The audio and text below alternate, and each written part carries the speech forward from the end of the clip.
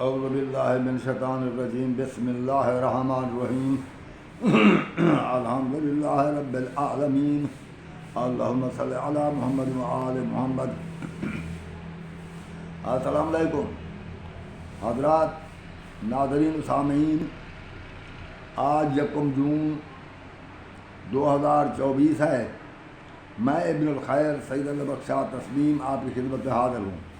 میرا what's app number ہے 0346 60 96 7 0346 66 30 859 0346 66 30 859 اور سادہ فون نمبر ہے 0315 60 96 711۔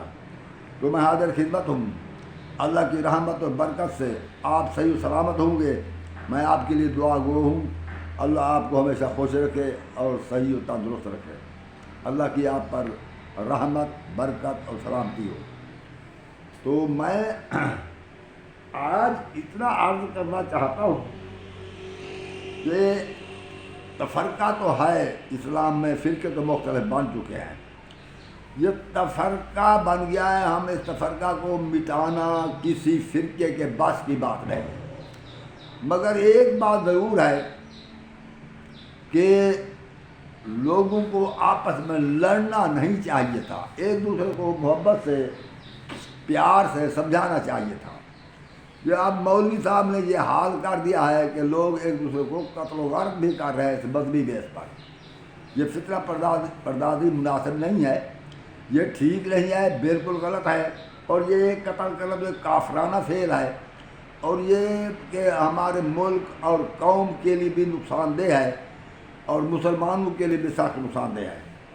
تو بات یہ ہے، اب سوال یہ ہے کہ ہمارے جو یہ علماء حضرات ہیں، اہل سنت حضرات، افسوس تو یہ ہے کہ یہ قرآن مجید کو میں یوں سمجھوں کہ ان کا کوئی تعلق نہیں۔ یہ پڑھتے تو ہیں، یہ قرآن مجید کو حفظ بھی کرتے ہیں، مخارج کے ساتھ بھی پڑھتے ہیں اور زیر زبر کا بھی خیال رکھتے ہیں، اور یہ تراویح میں بھی پڑھتے ہیں، قبروں پر پڑھتے ہیں، دیگوں پر پڑھتے ہیں، کول خانی پر پڑھتے ہیں، چہلم پہ پڑھتے ہیں وغیرہ، یعنی کہ ارواح کے لیے پڑھتے ہیں، ثواب بخشنے کے لیے پڑھتے ہیں لوگوں کو، مگر یہ قرأت کے ساتھ بھی پڑھتے ہیں۔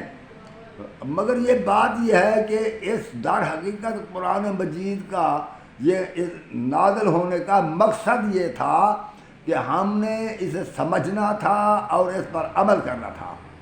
یہ خود قرآن مجید کو نہ سمجھنے کی کوشش کرتے ہیں، نہ اس پر عمل کرتے ہیں۔ جو کچھ فقہ ہو، ان کے اعتقادات ہوں، جو کچھ بھی ہو، سب کچھ حدیث لے لی ہے، قرآن مجید کو سمجھنے کی کوشش ہی نہیں کرتے۔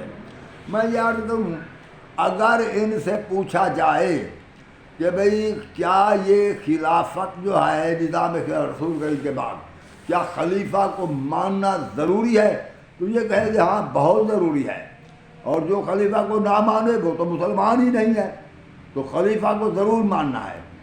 سوال یہ ہے، خلیفہ کو اگر ماننا ہے تو کیا قرآن مجید نے کہیں یہ فیصلہ کیا ہے کہ کون ہے خلیفہ رسول کریم کے بعد، یا رسول کریم نے فرمایا تھا کہ فلاں خلیفہ ہے، تو کہیں گے نہ رسول نے فرمایا تھا اور نہ قرآن مجید میں ہے کہ فلاں خلیفہ ہے، بس رسول کریم کی وفات کے بعد حضرت ابو بکر کو لوگوں نے خلیفہ بنا لیا۔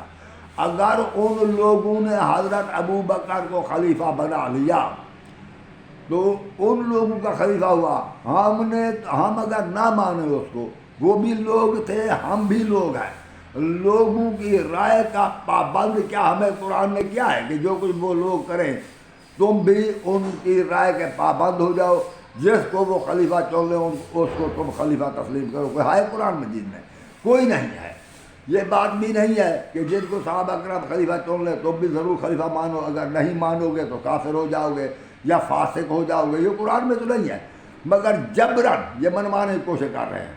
اگر ہم پھر وصیت کے ساتھ خلیفہ بنایا گیا تو وہ بھی خلیفہ برحق ہو گیا حضرت عمر، حالانکہ اگر لوگوں نے بنا، اب بھی لوگ بناتے نہیں، اب وصیت سے بن گیا، پھر کمیٹی بنا دی گئی، شورا کمیٹی، وہ بھی ٹھیک ہو گئی، وہ بھی خلیفہ بن گیا۔ تو میں یہ کہتا ہوں معیار بھی ہے، حتیٰ کہ معاویہ تو ایسے زبردستی فوج کے ذریعے حکومت پر آ گئے، وہ بھی خلیفہ بن گئے۔ جس طرح کوئی حکومت پر آتا رہا وہ خلیفہ برحق ہوتا رہا۔ اب یہ کہتے ہیں کہ معاویہ کے دور میں تو خلافت ملوکیت میں تبدیل ہوگی۔ بعد یہ بھی کہتے ہیں اگر خلافت ملوکیت میں تبدیل، یعنی وہ ملوکیت تھی، خلافت نہ رہی، وہ ملوکیت میں تبدیل کیا ہو گیا، یعنی خلافت ختم، ملوکیت شروع ہو گئی۔ اگر یہی بات ہے، جس معاویہ نے خلافت کو ملوکیت میں تبدیل کر دیا، تو پھر وہ واجب الاحترام کیسے ہوا؟ نہیں، یہ احترام بھی کرو، حالانکہ اس نے ایک شرعی عنصر کو ختم کر دیا، پھر بھی احترام کرو۔ میری سمجھ میں نہیں آتا، وہ معاویہ حضرت علی سے اس نے جنگ کی، پھر بھی احترام کرو۔ وہ علی امیر المومنین، اگر کوئی علی کو خلیفہ نہ مانے تو کیا وہ مسلمان رہ سکتا ہے؟ اگر ابو بکر کو خلیفہ نہ مانے تو تم نے کہا وہ کافر، اور جو حضرت علی کو خلیفہ نہ مانے وہ پکا مسلمان، وہ رضی اللہ تعالیٰ۔ یہ کیسی بات ہے؟ کوئی ایسا دین کا معیار ہونا چاہیے جو ہمیں سمجھ میں آئے۔ سامعین، ناظرین، میں آپ سے ہوں، مولوی کبھی نہیں مانے گا، خود سوچیں۔ اگر خلیفہ کو ماننا ضروری ہے، وہ اگر کوئی خلیفہ کو خلیفہ نہ مانے، جیسے حضرت ابو بکر کو کوئی خلیفہ نہ مانے، وہ ہو گیا کافر یا ہو گیا فاسق، گناہ گار۔ اور جو علی کو خلیفہ نہ مانے وہ رضی اللہ تعالیٰ، اور جو علی سے جنگ کرے وہ رضی اللہ تعالیٰ۔ اور پھر جو اسی طرح زبیر، حضرت عائشہ نے بھی علی علیہ السلام کے ساتھ جنگ کی تو وہ بھی رضی اللہ تعالیٰ۔ یہ کوئی معیار ہونا چاہیے۔ ہم کہیں کہ ہم ابو بکر خلیفہ نہیں مانتے تو ہم فاسق ہو گئے، کافر ہو گئے، اگر وہ نہ مانے تو رضی اللہ تعالیٰ ہو گئے۔ اور یہ بھی ہے کہ قرآن مجید میں سورہ فتح میں اللہ نے فرمایا کہ صحابہ آپس میں ایک دوسرے پر بڑے مہربان ہیں۔ یہ مسلمان، یہی ہوتی ہے مہربانی۔ اس وقت کے مسلمانوں کو دیکھو کہ 13,000 جمل میں قتل ہو گئے اور 80,000 قتل ہو گئے آپس کی جنگ میں، صفین میں، اور پھر کہتے ہیں آپس میں تھے مہربان۔ یہ کیسے مہربان تھے؟ ٹھیک ہے بھائی۔ اور اب کے دیکھو مسلمانوں کو، تو یہ طالبان کون ہے؟ یہ ایک دوسرے قتل کر رہے ہیں، پھر وہ رحماء بینہم کہاں گیا؟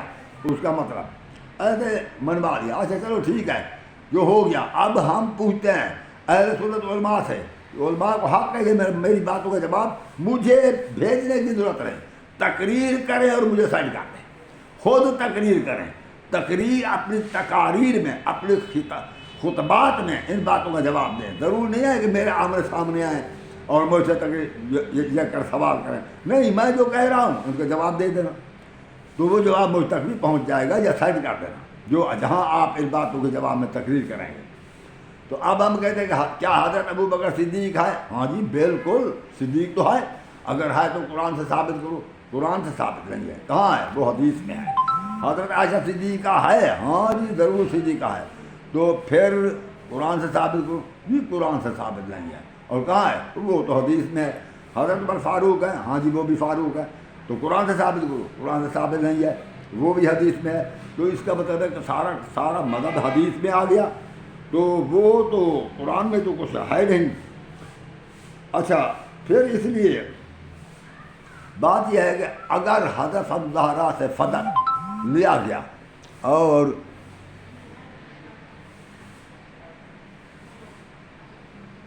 اگر فضل نہ دیا گیا حضرت الزہرا کو، حضرت الزہرا پیش ہوئی اور اس نے فرمایا کہ فضل تو میرا ہے، حضرت علی علیہ السلام بھی ساتھ تھے، نہیں تھے، اگر کوئی کہے کہ نہیں تھے، اگر نہیں تھے تو راضی تو تھے وہ بھی، یعنی فضل طلب کرنے پر وہ گئے، فضل طلب کیا، نہ ملا، اور یہ کہا گیا کہ نبیوں کا کوئی وارث نہیں ہوتا۔ مگر آج چونکہ جدت پیدا ہو چکی ہے، جدید مولانا کہہ رہے ہیں کہ یہ نبی کی ملکیت نہ تھی، یہ تو بیت المال تھا۔ حضرت ابو بکر نے فرمایا نبی کا وارث کوئی نہیں ہوتا، اگر محمد مصطفیٰ نبی نہ ہوتے تو فضلہ وارث تھی، کیونکہ نبوت کی وجہ سے اب وارث کوئی نہیں ہوتا، تو اس نے نبی کی ملکیت تسلیم کی۔ جدید مولوی کہہ گئے کہ ملکیت نہ تھی، تم حضرت ابو بکر کے قول سے پھر اور تجاوز کیوں کر رہے ہو؟ چلو وہ تو ہو گیا جو ہو گیا. ہم پوچھتے ہیں کیا نبیوں کا کوئی وارث نہیں ہوتا؟ کیا یہ قرآن میں ہے؟ کہتے ہیں قرآن میں نہیں ہے، وہ تو حدیث میں ہے. جب رسول کریم نے اپنی وفات سے 3 دن پہلے فرمایا تھا کہ لے آؤ قلم دوات اکتبوا لکم لا تضلوا بعدی، کہ میں تمہارے لیے کچھ ایسا وثیقہ لکھ دوں کہ میرے بعد تم گمراہ نہ ہوگے، تو اس وقت تو حضرت عمر نے کہا تھا کہ حسبنا کتاب اللہ، ہمیں اللہ کی کتاب کافی ہے. تو جب بی بی پیش ہوئی تو پھر اللہ کی کتاب کو چھوڑ کر حدیث کی طرف کیوں گئے؟ اس کی وجہ کیا ہے؟ تو اس کی کوئی نشانی، یہ کیوں ہوا ایسا؟ بس جی اس کا کوئی جواب نہیں ہے. حدیث کی طرف کیوں گئے جب یہ کہا تھا اسی حضرت عمر نے کہ حسبنا کتاب اللہ، ہمیں اللہ کی کتاب کافی ہے. اب دربار میں ابو بکر کے ساتھ وہی حضرت عمر موجود تھے اور بی بی نے فتح طلب کیا، تو حدیث کیوں پڑھی؟ اللہ کی کتاب سے دلیل کیوں نہ لی گئی؟ ٹھیک ہے وہ ہو گیا وقت. اور میں یہ پوچھتا ہوں کہ اگر جو کچھ یہ اور زانی کی سزا جو ہے رجم کہتے ہیں، یہ اہل سنت علماء کے جو زنا کرے شادی شدہ ہو اسے رجم کیا جائے.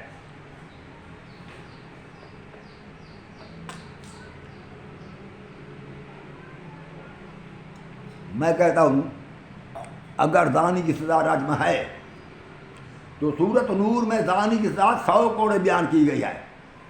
کم سزا کو بیان کیا گیا، زیادہ سزا کو بیان کیوں نہ کیا اللہ نے؟ اور اگر یہ رجم ہے تو قرآن سے دکھاؤ. قرآن میں نہیں ہے. جب قرآن میں نہیں ہے تو دین اپنا بنا لیا گیا. کیوں نہیں ہے قرآن؟ اگر نہیں ہے تو کیوں رکھی ہے سزا رجم؟ یہ مجھے دنیا کے مولوی جو اپنے آپ کو مسلمان کہلاتے ہیں جواب دیں، جب سنی یا شیعہ یا جو بلا بھی ہیں وہ جواب دیں کہ یہ رجم کی سزا کہاں سے آئی. حضرت عمر نے 40 کوڑے سزا تھی شراب کی، اس کو 80 کوڑے کر دیا. یہ ہے الفاروق میں. کیوں کر دیا 80 کوڑے جب رسول کریم نے 40 کوڑے مقرر کیے تھے؟ یہ ایسا کیوں کیا؟ چلو وہ ان باتوں کو چھوڑو. میں یہ کہتا ہوں کہ زانی کی سزا یہ رجم کہاں ہے؟ مجھے دکھائیں. جب رجم کرے گے آدمی قتل ہو جائے گا، تو قتل تو بہت بڑا جرم ہے. اگر اللہ نے قتل سزا نہیں رکھی تو انہوں نے کیوں انہوں نے قتل کیا؟ کیوں یہ کیا؟ اس کا جواب دیں. کیوں کیا؟ یہ اسلام کے خلاف کیوں کیا؟ یہ قتل کیوں کر رہے ہیں یا کیوں کرنے کا کہتے ہیں؟ یہ کہاں ہے؟ قرآن کو کیوں چھوڑ دیا گیا؟ اس کا جواب دینا پڑے گا. تم شریعت کو تبدیل کرنے والے ہو، قرآن کو چھوڑنے والے ہو. پھر کہہ رہا تو سامعین ان مولویوں سے پوچھو کہ رجم کی سزا کہاں ہے؟ شادی شدہ کے لیے رجم کی سزا کہاں ہے؟ قرآن نے تو بیان نہیں کی. تم نے کہاں سے لائے یہ شادی شدہ کے لیے رجم کی سزا؟ تو اسی طرح جس طرح اس سزا کو تبدیل کر دیا گیا. میں پوچھتا ہوں کہ جب کوئی شخص 3 بار اپنی عورت سے کہے کہ جا میں نے تجھے طلاق دی، تو اس کو اہل سنت علماء کیوں کہتے ہیں اب طلاق قطعی ہو گئی، طلاق بین ہو گئی، ختم، اب طلاق ہو گئی، اب کسی صورت وہ اپنے شوہر کے گھر میں نہیں آ سکتی جب تک وہ کسی اور سے نکاح کرے، پھر وہ طلاق دے، پھر وہ صاحب کا شوہر کے گھر آ سکتی ہے.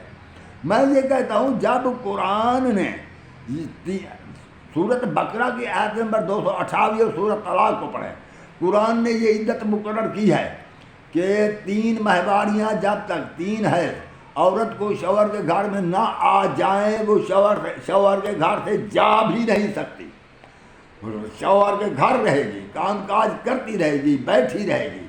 اور 3 ماہواریاں آنے تک اگر شوہر اور میاں بیوی نے صلح نہ ہو تو طلاق ہوگی، ورنہ پہلے صلح ہو جائے طلاق نہیں ہوتی. تو مولوی صاحب نے ایک بار کہنے، ایک ہی وقت میں 3 بار کہتے طلاق بین کیوں قرار دی اور یہ طلاق قطعی کیوں قرار دی؟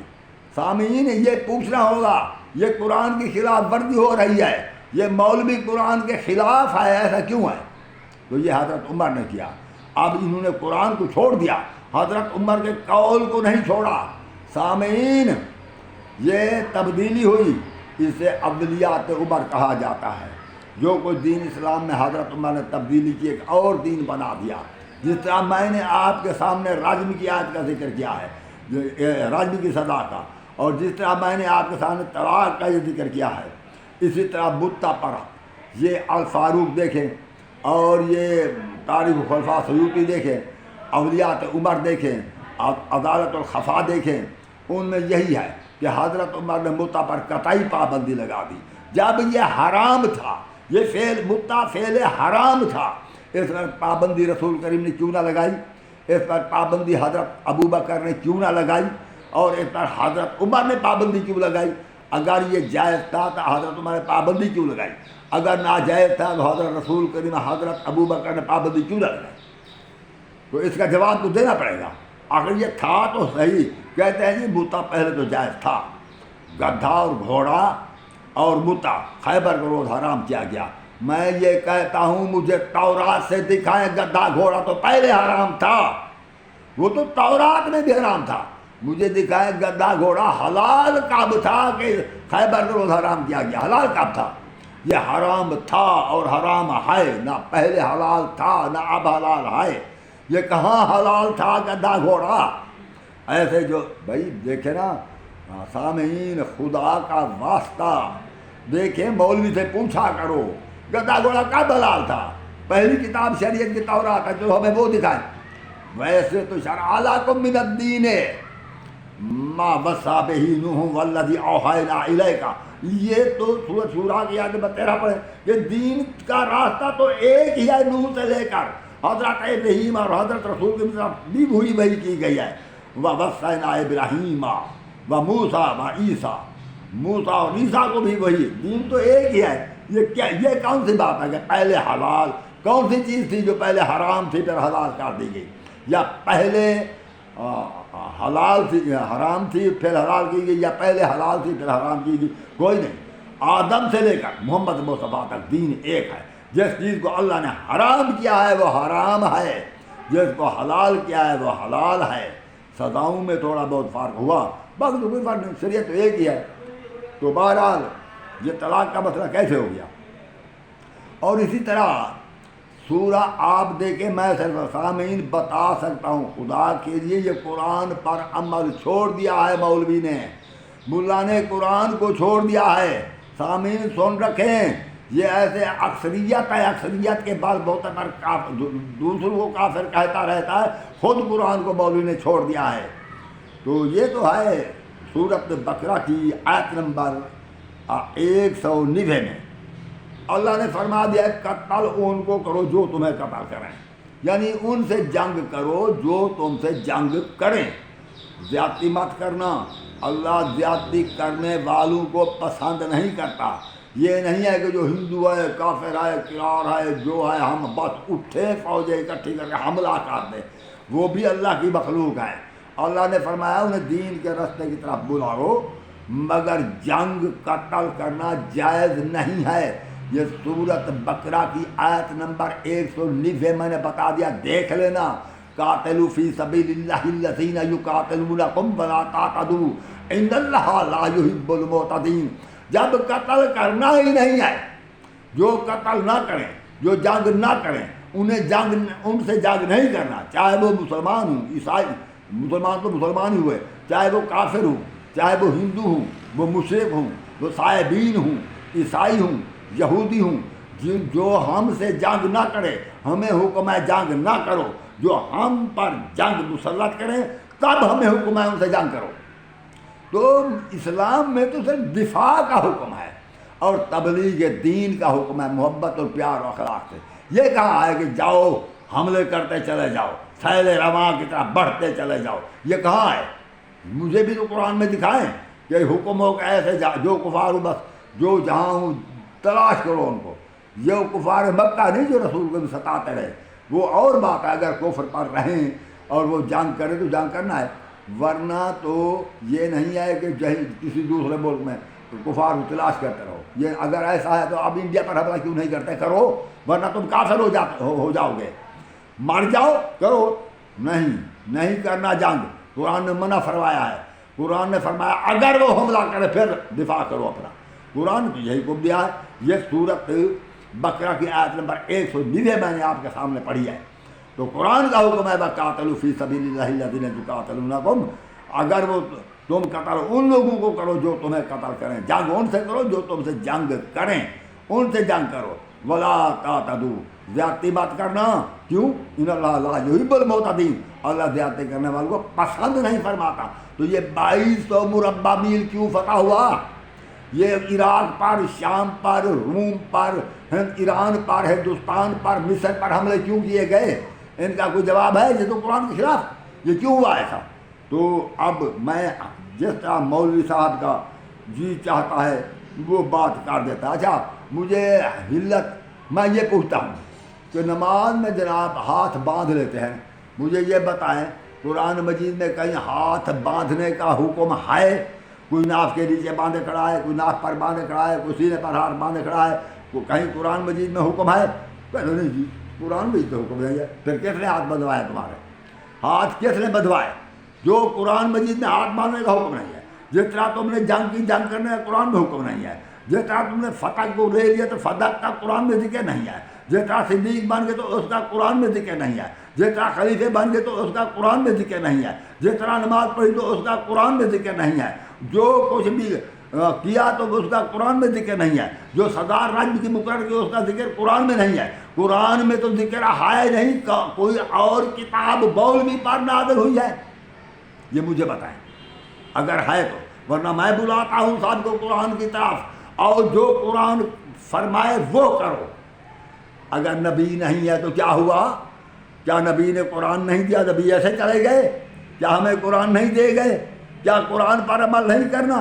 بس ایسے ہی ہم اپنی من مانی کرتے رہیں؟ نہیں بھائی، میں تو ہدایت کر رہا ہوں، سب بھائیوں کو اعتراض کسی پر نہیں ہے، میں ہدایت کرتا ہوں کہ آؤ قرآن کی طرف، میں قرآن کی طرف بلاتا ہوں سب کو، اور قرآن سمجھنے کی دعوت ہے۔ کہنے کہ رحماؤ بینہم، آپس میں بڑے مہربان ہیں۔ پھر جنگ جمل میں 13,000 قتل ہوئے، حضرت عثمان کو جب شہید کر دیا گیا، حضرت عثمان کو چلو شہید کرنے والوں کو بلوائی کہہ دیا، جو مدینہ میں بیٹھے تھے وہ تھوڑے تھے، 20,000 گھر جو تھا مدینہ میں، کتنے صحابہ جمع ہو کر آئے تھے، کتنے صحابہ نے بلوائیوں کو روکا تھا کہ بھائی قتل نہ کرو، بھائی ایسا کام نہ کرو، چھوڑ دو عثمان کے گھر کا گھیرا مت ڈالو۔ کتنے صحابہ آئے تھے؟ کتنے آئے تھے تم بتاؤ؟ کوئی نہیں آیا تھا۔ تو حضرت عثمان شہید، صرف حضرت علی علیہ السلام نے حسنین شریفین کو، وہ بھی اس لیے بھیجا جب حضرت عثمان نے کہا کہ میرے پاس تو پانی نہیں ہے، روٹی نہیں ہے، تو حضرت علی علیہ السلام نے روٹی پانی دلوا بھیجا اور فرمایا دروازے پر کھڑے جانا حسنین شریفین کو، بلوائیوں کو اندر نہ جانے دینا۔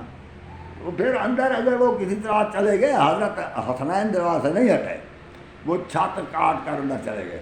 جب چھت سے کاٹ کر رسے سے نیچے اتر رہے تھے، جو نیچے کھڑے تھے تلواریں اٹھا کر، انہوں نے قتل کیوں نہیں کیا؟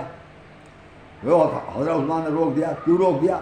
جبکہ حکم تھا قاتلوا فی سبیل اللہ الذین یقاتلون لکم، جو تمہیں قتل کرو قتل کرو۔ حضرت عثمان نے کیوں روک دیا؟ اچھا یہی ایک نکتہ ہے میرے بھائی سامعین، ایک نکتہ ہے یہ کہ جب قتل کرنے کے لیے بلوائی، چھت کاٹ کر نیچے رسے سے لٹک رہے تھے، حضرت عثمان نے ان کو، اپنے غلاموں کو جو اندر موجود تھے گھر میں، ان کو روک دیا کہ انہیں قتل نہ کرو۔ خود بھی انہیں کوئی قتل نہیں کیا، کوئی جنگ نہیں کی، کسی کو زخمی نہیں کیا، حتیٰ کہ حضرت عثمان شہید ہو گئے۔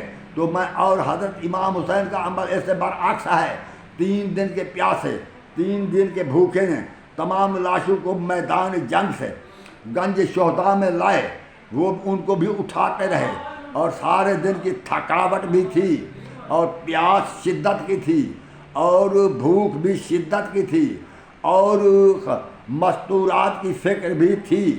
اس کے باوجود صرف ایک امام حسین موجود تھے، زین العابدین جو بیمار تھے وہ خیمے کے اندر موجود تھے، صرف ایک ہستی موجود تھی، وہ زین ذوالجلال پر سوار ہوئے، انہوں نے جنگ کی، جتنے قتل کر سکے انہوں نے قتل کیا، اور پھر شہید ہو گئے۔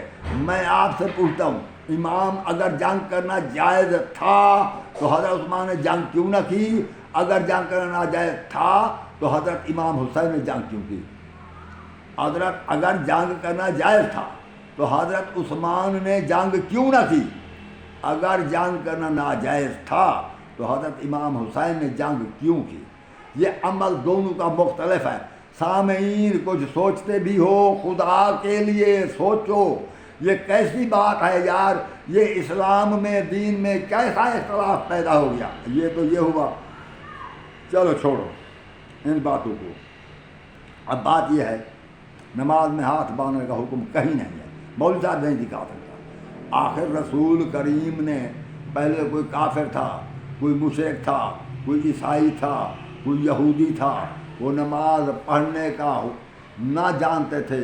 جب پہلی بار رسول کریم نے مسجد میں بلایا ہوگا کہ آؤ مل کر نماز پڑھتے ہیں، تو وہ با جماعت نماز پڑھتے ہیں، تو آخر رسول کریم نے یہ تو فرمایا ہوگا کہ پاؤں اتنے کھلے رکھنا، ہاتھوں کو سینے پر باندھنا، ناک پر باندھنا، ناک کے نیچے باندھنا، کھول دینا، کس طرح کرنا ہے، نماز کی پڑھنے کا طریقہ سکھایا ہوگا نا، اور پھر فرمایا ہوگا کہ اس طرح رفع یدین کرنا ہے یا نہیں کرنا، جو کچھ رسول کریم نے فرمایا دکھاؤ وہ، اور جو کچھ نماز میں پڑھنا تھا وہ دکھاؤ۔ یہ سبحانک اللہ پڑھ لیا، کیا یہ قرآن میں ہے؟ اگر قرآن میں نہیں ہے، یہ جو 6000 آیات قرآن میں اللہ نے نازل کی ہیں، اے مولوی صاحب تجھے کوئی آیت پسند نہیں ہے، اپنی طرف سے بنا لیا سبحانک اللہ، یہ کیوں بنا لیا؟ یہ اتحیات کہاں سے آیا؟ یہ نماز کی سیرت بھی خود بنا لی، کیا دعائیں قرآن میں تھوڑی ہے تم نے دعا کرنی خود بنا لی، اپنی طرف سے 6 کلمے بنا لیے، اپنا دین بنا لیا، وہ نافذ کر دیا امام پر، اور امام ہے کہ وہ بغلیں بجا رہے ہیں مولوی صاحب کے پیچھے کہ ہم حق پر ہیں۔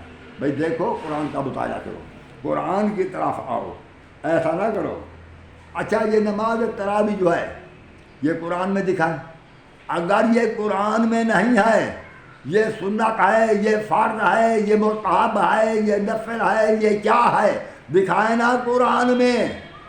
اگر قرآن میں اس کا کسی طرح ذکر نہیں ہے تو یہ کہاں سے آ گئی؟ یعنی نماز تراویح آ گئی، قرآن میں ذکر نہیں ہے۔